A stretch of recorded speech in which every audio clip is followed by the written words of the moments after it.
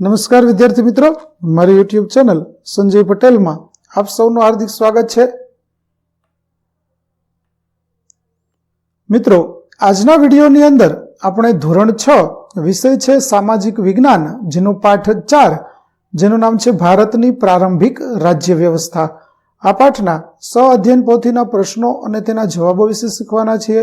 વિદ્યાર્થી મિત્રો, જો તમે મારી ચેનલમાં નવા હોય તો મારી ચેનલને જરૂરથી સબસ્ક્રાઇબ કરો. વિડીયો સારો લાગે તો લાઇક કરો, શેર કરો અને બેલ નોટિફિકેશન ઓન કરો, જેથી મારા આગળના નવા વિડીયો પણ આપને મળતા રહે. તેમજ વિદ્યાર્થી મિત્રો, આ પાઠની PDF જોવા માટે પ્લે સ્ટોરમાંથી અમારી એપ્લિકેશન વિશ્વગુરુ STD 1-12 ગુજરાતી ડાઉનલોડ કરી તમારા મોબાઈલમાં ઇન્સ્ટોલ કરો. જે તમે શરૂ કરશો તો આ પ્રકારે જોવા મળશે, જેમાં સ્વ અધ્યયન પોથીની અંદર ધોરણ બતાવશે, ધોરણ પસંદ કરશો એટલે વિષય બતાવશે, વિષય પસંદ કરશો એટલે પાઠનું નામ બતાવશે, જેમાં વિડીયો ઉપર ક્લિક કરતા વિડીયો જોવા મળશે અને PDF ઉપર ક્લિક કરતા તમને PDF જોવા મળશે. તો આશા રાખું છું અમારી એપ્લિકેશન આપ સૌને ગમશે. જરૂર ડાઉનલોડ કરજો. તો ચાલો શરૂ કરીએ પાઠ 4. પ્રશ્ન 1, સાચો વિકલ્પ પસંદ કરો. જેમાં પહેલું છે, નીચે પૈકી કઈ જોડ અયોગ્ય છે? તો જવાબ આવશે A, અંગ અને વૈશાલી. બીજું, નીચે આપેલ વાક્યોમાંથી અયોગ્ય વાક્ય જણાવો. તો જવાબ આવશે D, વજ્જી રાજ્ય દક્ષિણ બિહારમાં આવેલ હતું. ત્યાર પછી ત્રીજું છે, જનપદ એટલે? તો જવાબ આવશે B, માણસના વસવાટનું એક ક્ષેત્ર. ત્યાર પછી ગોદાવરી નદીના કિનારે કયું મહાજનપદ આવેલ હતું? તો જવાબ આવશે D, અસ્મક.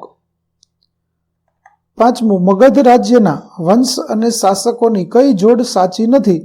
તો જવાબ આવશે C, હર્યક વંશ અને ધનનંદ. ત્યાર પછી છઠ્ઠું, ગણરાજ્ય માટે નીચે પૈકી કયું વિધાન સુસંગત છે? તો જવાબ આવશે ગણરાજ્યમાં પ્રત્યેક સભ્યને રાજા ગણવામાં આવતો. ત્યાર પછી સાતમું છે, ગણરાજ્યમાં ભૂખરા રંગના ચિત્રિત વાસણોને શું કહેવાતું? તો જવાબ આવશે B, ઘૂસર પાત્ર. ત્યાર પછી આઠમું છે, રાજાશાહી રાજ્યતંત્રમાં મગધ કોના સમયમાં શક્તિશાળી મહાજનપદ બન્યું હતું?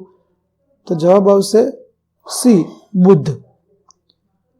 નવમું, નીચે આપેલ વાક્યોમાંથી સાચું વાક્ય પસંદ કરો. તો જવાબ આવશે A, મહાપદ્મનંદ ભારતનો સૌપ્રથમ સામ્રાજ્ય નિર્માતા ગણાય છે. 10મું, ગણરાજ્યમાં કઈ કઈ પ્રજા જોવા મળતી? તો જવાબ આવશે A, શાક્યો, વિદેહ અને મલ્લવ.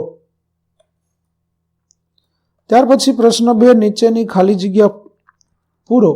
જેમાં પહેલું, વૈદિક કાળમાં રાજ્ય વ્યવસ્થાનું સ્વરૂપ કબીલાઈ શાસન વ્યવસ્થા જેવું હતું. બીજું, કંબોજ રાજ્યની રાજધાની લાજપુર હતી. ત્રીજું, ધનનંદ નંદ વંશનો રાજા હતો. ચોથું, ગણનો સામાન્ય અર્થ સમૂહ થાય છે. ત્યાર પછી આપેલ પારિભાષિક શબ્દોની સમજ આપો. જેમાં પેલું છે, ઘૂસર પાત્ર. તો ગણરાજ્ય સમયમાં માટીના વાસણો પર ચિત્રકામ થયેલ જોવા મળે છે. આ વાસણો ભૂખરા રંગના ચિત્રિત ઘૂસર પાત્ર હતા. સંથાગાર. તો ગણરાજ્ય સમયના જે જગ્યાએ સભા ભરાતી હતી તે જગ્યાને સંથાગાર તરીકે ઓળખવામાં આવતી હતી. પુરાતત્વ શાસ્ત્રીઓ. તો પ્રાચીન સમયના ખોદકામ કરતા મળી આવેલા સ્થળો, વસ્તુઓનો અભ્યાસ કરનારા વ્યક્તિઓને પુરાતત્વ શાસ્ત્રીઓ કહેવામાં આવે છે. ત્યાર પછી કબીલાઈ. તો ઋગ્વેદકાલીન રાજ્ય વ્યવસ્થામાં કબીલાઈ શાસન વ્યવસ્થા જેવું હતું. તેના રાજ્યને રાજન્ય કહેવામાં આવતો અને તેની ચૂંટણી થતી.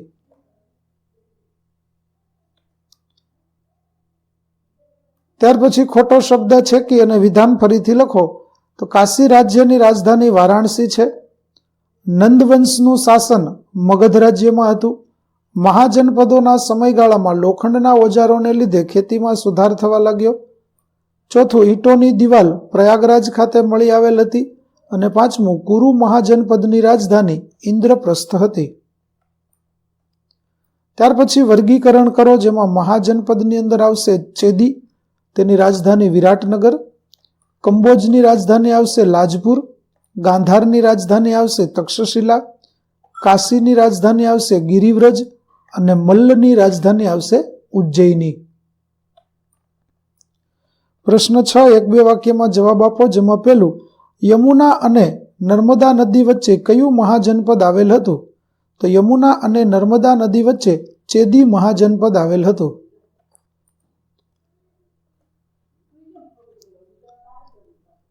ત્યાર પછી કયા રાજ્યમાં પ્રમુખની પસંદગી ચૂંટણી કરીને થતી હતી?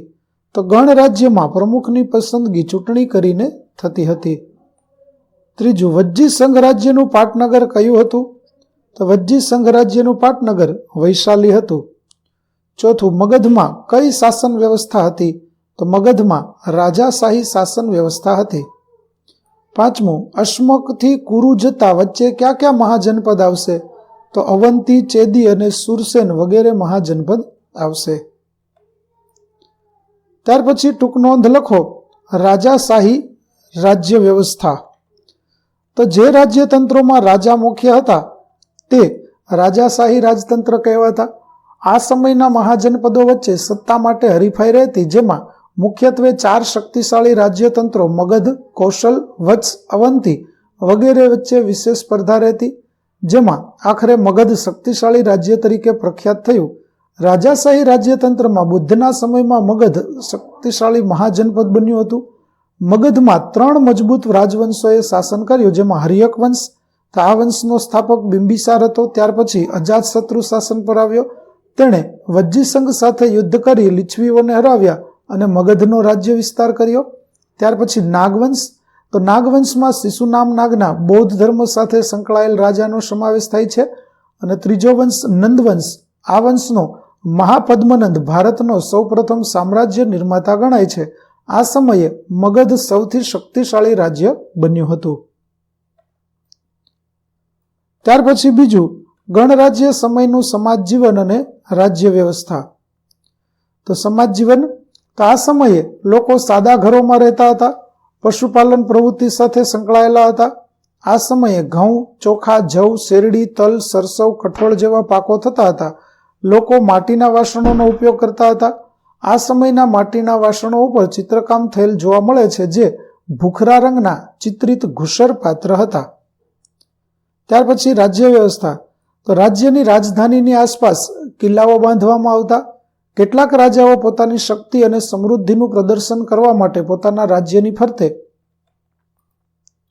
વિશાળ, ઊંચી અને ભવ્ય દિવાલો તૈયાર કરાવતા.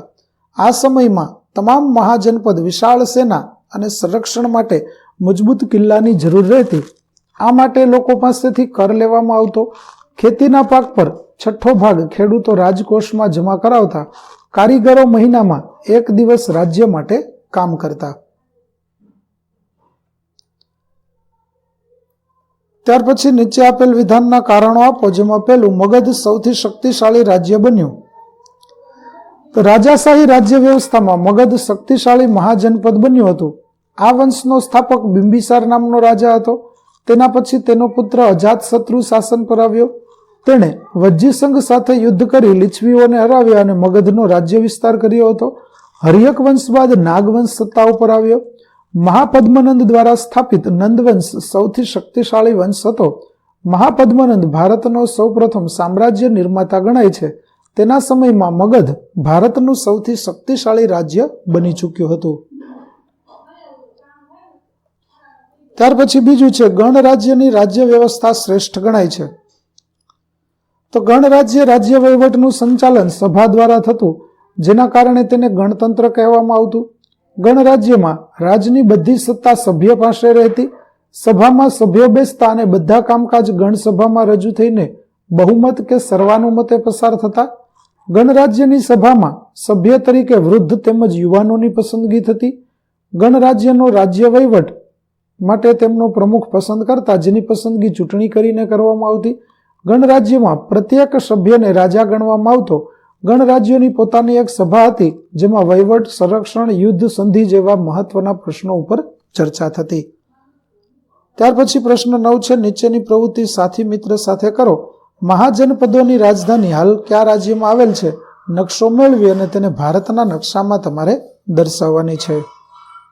વિદ્યાર્થી મિત્રો, અહીં આપણો પાઠ 4 ભારતની પ્રારંભિક રાજ્ય વ્યવસ્થા સ્વ અધ્યયન પોથીના પ્રશ્નો અને તેના જવાબો છે તે પૂરા થાય છે.